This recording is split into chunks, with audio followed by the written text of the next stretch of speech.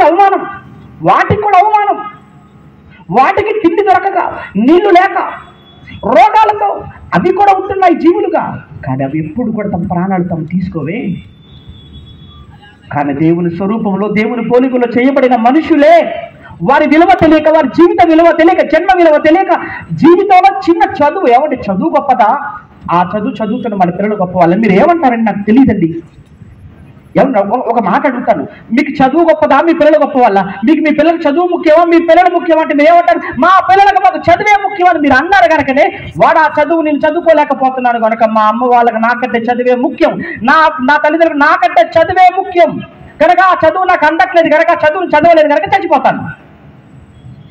ఒక్క మాటలు చెప్పాలంటే ఈరోజు కళాశాలల్లో ఆత్మహత్యలు చేసుకుంటున్న పిల్లల యొక్క తల్లిదండ్రులారా, మీ పిల్లలు ఏమి నూరు పూసి పంపించారండి అక్కడికి?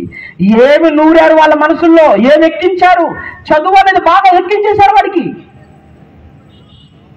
కానీ ఏం చెప్పాలి? ఒరే చదువు తర్వాత రా, ముందు నువ్వురా నాకు కావాలి, నువ్వు కావాలిరా నాకు, నువ్వు ఉండటం నాకు ముఖ్యంరా, చదువు నెక్స్ట్, నువ్వు ఫస్ట్. అప్పుడా?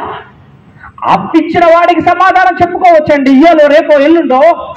కానీ జీవితం ఇచ్చిన ఈ దేవుడి కోసం ఈ జీవితాన్ని నువ్వు గడపక, వాడక, చచ్చి శవంగా నువ్వు ఆయన ముందు నిలవబడితే దేవుడికి నువ్వు చెప్పుకునే సమాధానం ఏముందని నేను అడుగుతున్నాను. అప్పిచ్చిన మనిషికే సమాధానం చెప్పుకోవటానికి సమాధానం లేని మనిషిని జీవితాన్ని ఇచ్చాడు దేవుడు. నీకు అప్పు కాదు, జీవితం ఇచ్చాడు. ఆ జీవితాన్ని అర్ధాంతరంగా ఆత్మహత్య పేరుతో ముగించుకుంటే ఆయన ముందు నిలవబడితే దేవుడు అడిగేదాన్ని నువ్వు సమాధానం చెప్పగలవా? ఆత్మగా ఎంతటి బాధలోకి వెళ్ళిపోతావు, ఎంతటి వేదనలోనికి వెళ్ళిపోతావు. ఆ తర్వాత పరిస్థితికి అర్థం కావడం లేదు. కళ్ళ ముందు ఉన్నటువంటి ఈ సమస్యలే మనకు పెద్దగా కనబడుతున్నాయి. ఈ సమస్యలే మనకు చాలా చాలా చాలా చాలా భయానకంగా కనబడుతున్నాయి. కానీ వీటన్నిటి వెనకాల ఉన్న ఒక అతిపెద్ద భయంకరమైన సమస్య, అది పాతాళ గుండం, ఆత్మ వెళ్ళే చోటు, ఆరని అగ్నిగుండం, ఆత్మగా కలకాలము కాలిపోయే నిత్యాగ్ని దండన.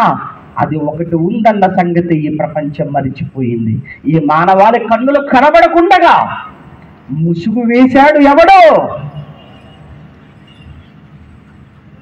ఇప్పటి వరకు విన్నారు కదా, ఒక్కసారి ఈ పాట కూడా చూస్తే మీకు ఇంకా చాలా బాగా అర్థమవుతుంది.